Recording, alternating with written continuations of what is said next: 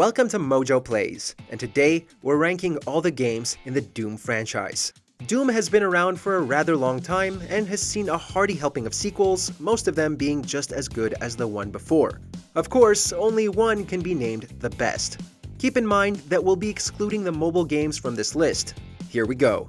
Before we begin, we publish new content all week long, so be sure to subscribe and ring the bell to get notified about our latest videos. Number 8. Doom VFR.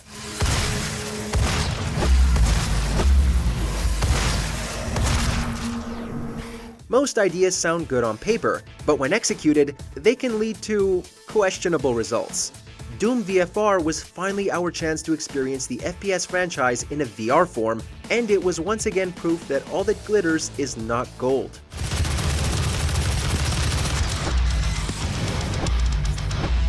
While it was cool to explore the UAC and come face to face with the demons for the first time, the game greatly suffers from its own fast-paced gameplay. Basically, Doom's frenetic action doesn't translate well to VR and can disorient even the most avid VR enthusiasts. Even the strongest stomachs may get a little queasy from a simple knockback, which isn't something we'd want from any of our games.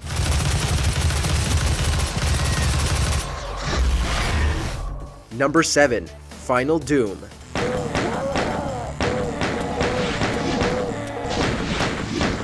Final Doom was a rather special package.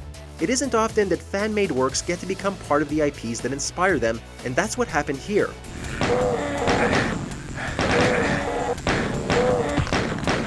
Final Doom comes with TNT Evolution, a WAD made by Team TNT before it was acquired by id Software, and the Plutonia Experiment, which was originally an 8-level WAD before it ordered an additional 8 from the creators, Dario and Milo Casali. Both are exceptionally well made, and for those wanting a Doom that was relentlessly brutal in its difficulty, it was beyond satisfactory.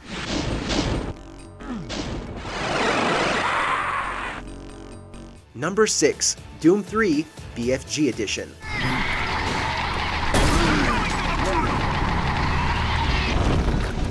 Doom 3 was certainly the black sheep of the franchise, almost the antithesis of a regular Doom game. Pacing and gameplay are significantly slower, and the game leans very heavily into horror and suspense rather than its action shooter roots.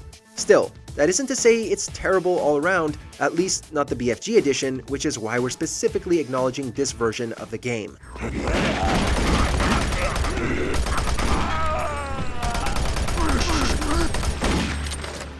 BFG Edition fixed some problems the original had, such as the inability to use a flashlight and weapon simultaneously. BFG Edition also upgraded the visuals and implemented a checkpoint system, making the game much more bearable.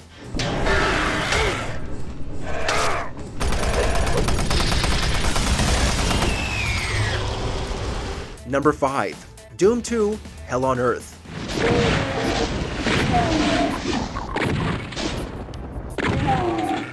Hell on Earth has a lot of things going for it that we can appreciate.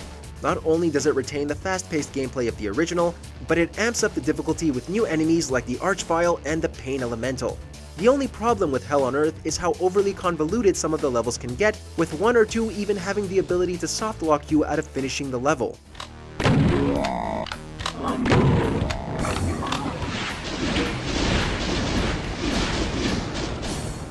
Yeah, we're looking at you, Map 08.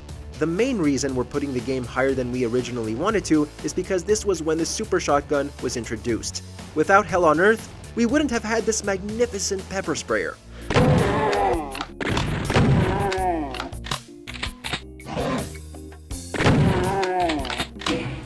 Number 4. Doom Eternal.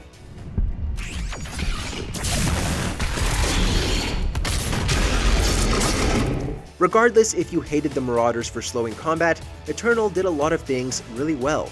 There was more of a focus on traversal and momentum, and players could now make use of monkey bars and dashes to further explore environments. There were also plenty of kick-ass moments throughout the story, with music just as thrilling as the previous game.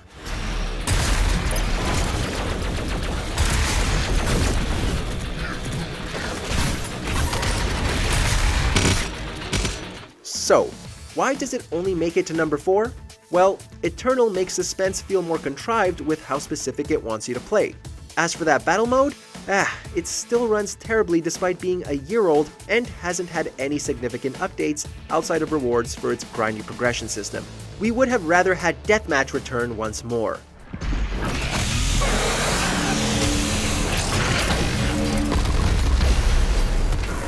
Health critical. Number 3. Doom 64.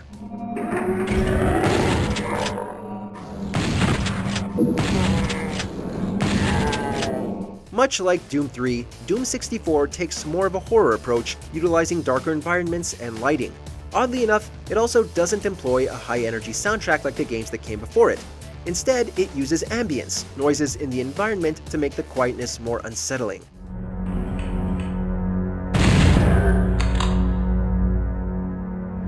The level design, on the other hand, can be a bit grander in its structure and clever with its secrets, holding many hidden areas filled with enemies to catch you off guard. It all works surprisingly well, which is why it was so exciting to see Doom 64 finally make its way to modern consoles in 2020. You did good, Midway Games. You did good.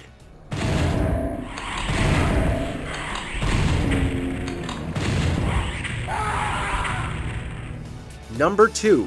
Doom.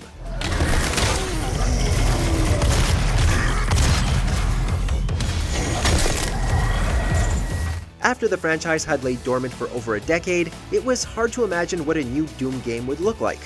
Just when we thought the 2016 reboot was going to be mediocre at best, it blew everything out of the water.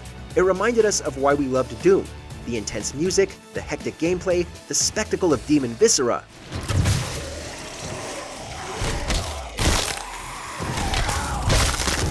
However, this wasn't just a simple reboot. It managed to incorporate new ideas that kept gameplay fresh, such as glory kills, and the chainsaw's new role as an impromptu ammo fountain kept combat tense and strategic. On top of that, it featured a rewarding multiplayer mode and an extensive map editor. This was the ultimate celebration of everything Doom.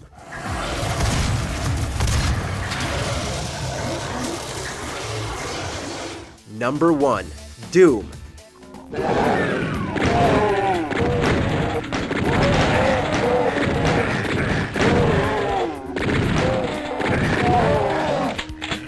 How could we put anything above the game that started it all? The classic title helped build upon the foundation set up by Wolfenstein 3D with its technical achievements, level design, music, and gameplay. We're not just putting this at the top spot for historical purpose either. Few games ever withstand the test of time, and despite being a game from the early 90s, it's still a blast to return to again and again.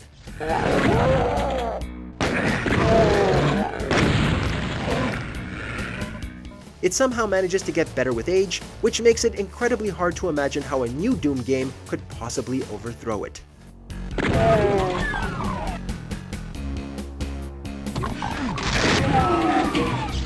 Thanks for watching. If you enjoyed the video, there's more where that came from.